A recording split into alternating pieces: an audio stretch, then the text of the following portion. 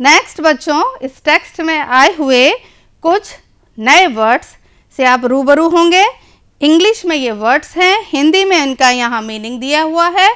ये English words, इनका हिंदी में मीनिंग है। आप मेरे साथ इनको उच्चारण की कोशिश करिएगा, कैसे मैं प्रोनाउंस करती हूँ, how I pronounce them, and you try to repeat after me so that your pronunciation will be much better.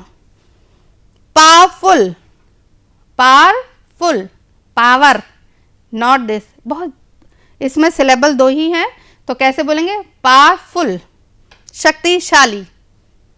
Dangerous, खतरनाक। अप्रोचिंग मीन्स होता है पास आना। कॉन्टिन्यूअली, लगातार।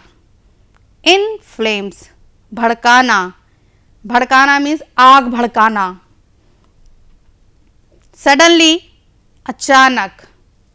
बस्टेड इनटू, फट पड़ना। अटैक, आक्रमण।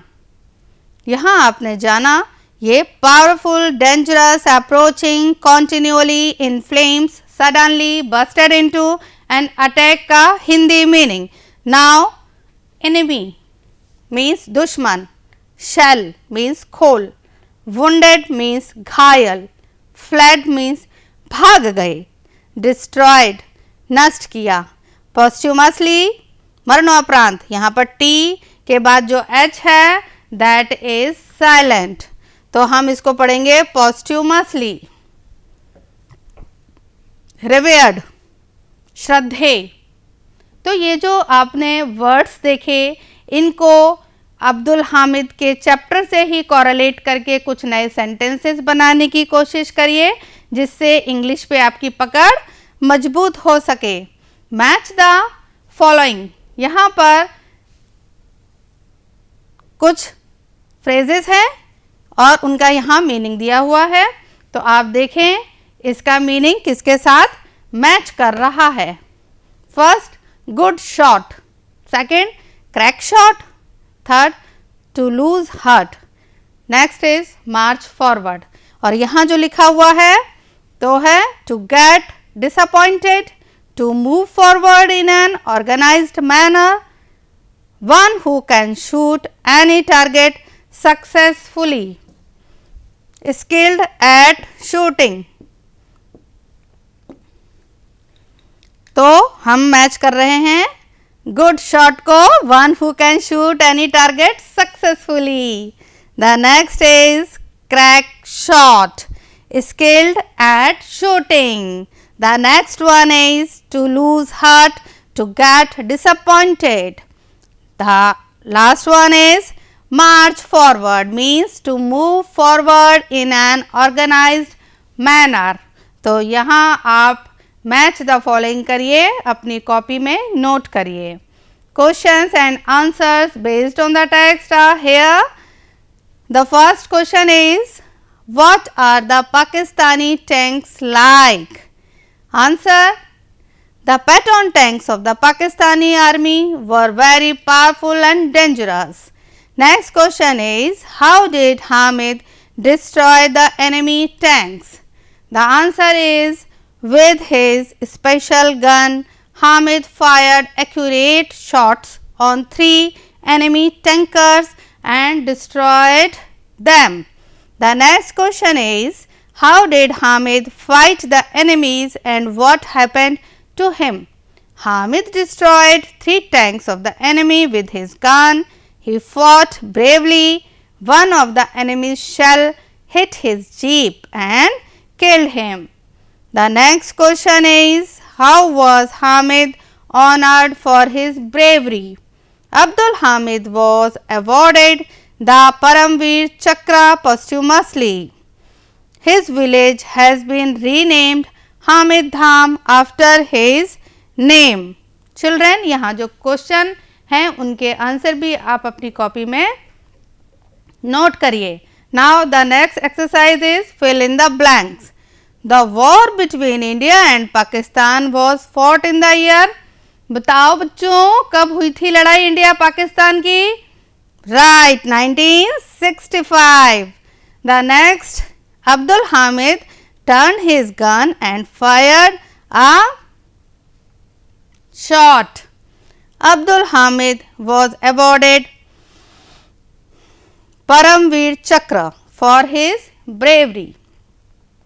Abdul Hamid's village has been named Abdul Hamid Dham after his name.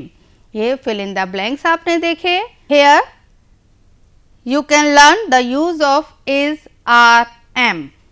Children, auxiliary verb को हम singular pronouns के साथ और nouns के साथ किसका यूज करेंगे और प्लूरल प्रोनाउंस के साथ हम किसका प्रयोग करेंगे, आर का. तो यहाँ some sentences are given and here are also some sentences are given. Positive sentence है, नेगेटिव सेंटेंस है, इसमें हम इंटरोगेटिव भी बनाएंगे. But first you can see the table hair.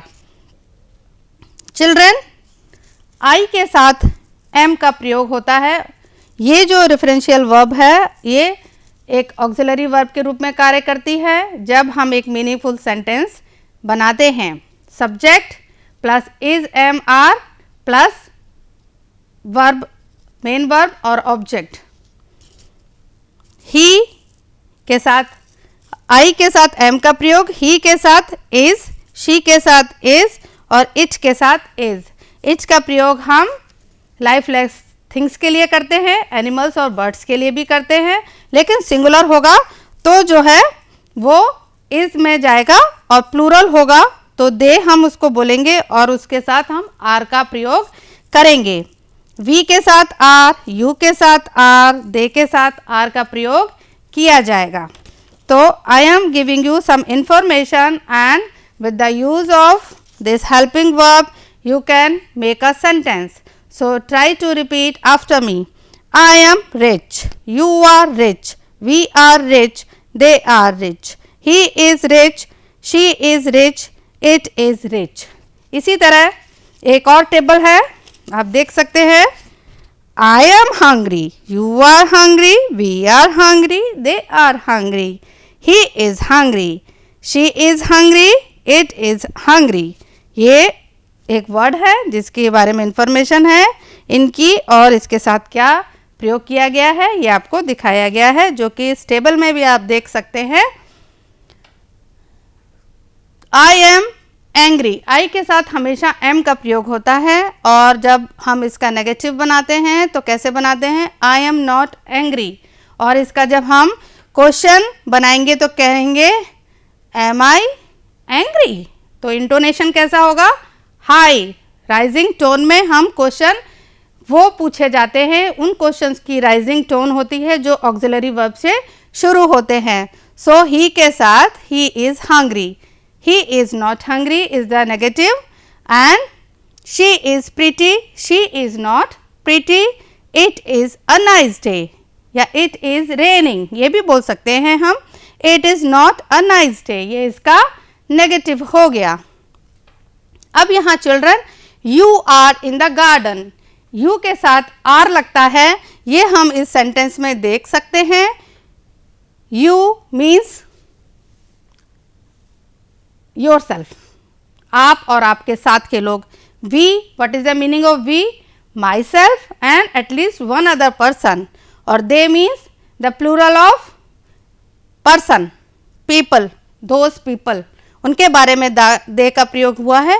और ये दोबारा जो दे लिखा है ये प्लूरल है इट का और अदर देन पीपल के लिए हम दे का प्रयोग करते हैं, जैसे animals, birds, weather, restaurants, hotel, मतलब पीपल के अलावा जो भी चीज़ है प्रोनाउन में हम उसके लिए दे का प्रयोग करेंगे. You are in the garden, इसका नेगेटिव है you aren't in the garden.